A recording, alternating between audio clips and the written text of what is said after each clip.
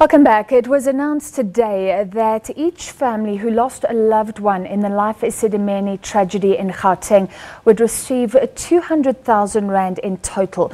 Now, this is while closing arguments continue in those hearings around what was just a huge blight on government's track record in Gauteng, and more than 144 patients. The death toll has risen.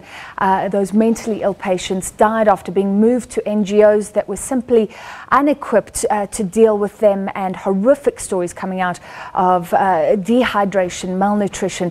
We're joined by Chriselda Lewis, who's been following the story from the start. Break down the 200,000 and the agreement and what the families are saying. Francis, let me just clarify that this is not the final decision. Essentially, this is an agreement that has been reached between the state and Section 27, as well as the other organisation, Solidarity, which is representing 4 of the other families who lost loved ones.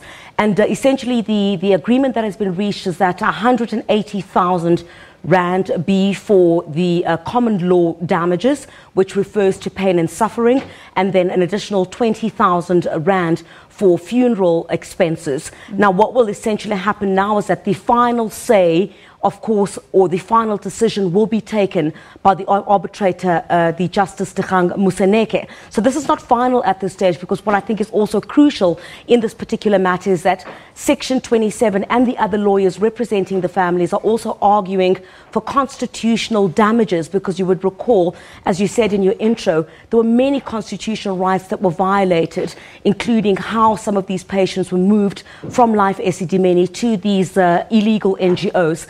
How they were treated, how they were moved behind buckies, and some of them tied, how they were deprived of food, how others, for example, even after they had died, their dignity was not restored, in that some of them were found at butcheries that had been turned into mortuaries.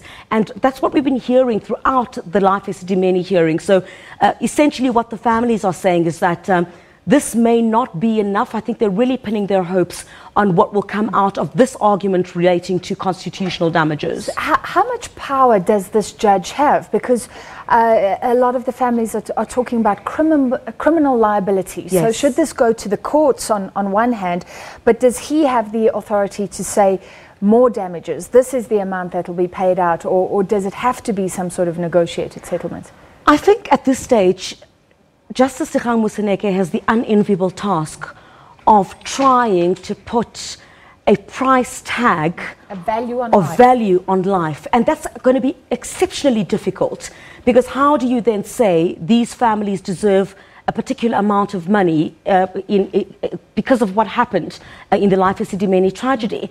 So that's one of the things that came out very prominently in today's hearing, is that you have to look at, for example, they hadn't necessarily made a contribution, or none of them were breadwinners, in the sense that they had been confined, for lack of a better word, to these mental institutions. So he really has to look at quite a number of aspects before he makes his decision. But certainly it needs to be one that would send a strong message about the fact that a tragedy of this magnitude should not happen again. And I thought the lawyer speaking was very strong on the dignity of life. What happens now, very quickly, in 30 Very seconds? quickly, we're watching very closely. Tomorrow will be the last day. After that, the arbitrator will go and deliberate, and then we're not sure in terms of the time frame when he will return with a decision on what those recommendations will be. But very closely to watch is whether the police will then take all of these recordings and see what criminal charges will be instituted against whom.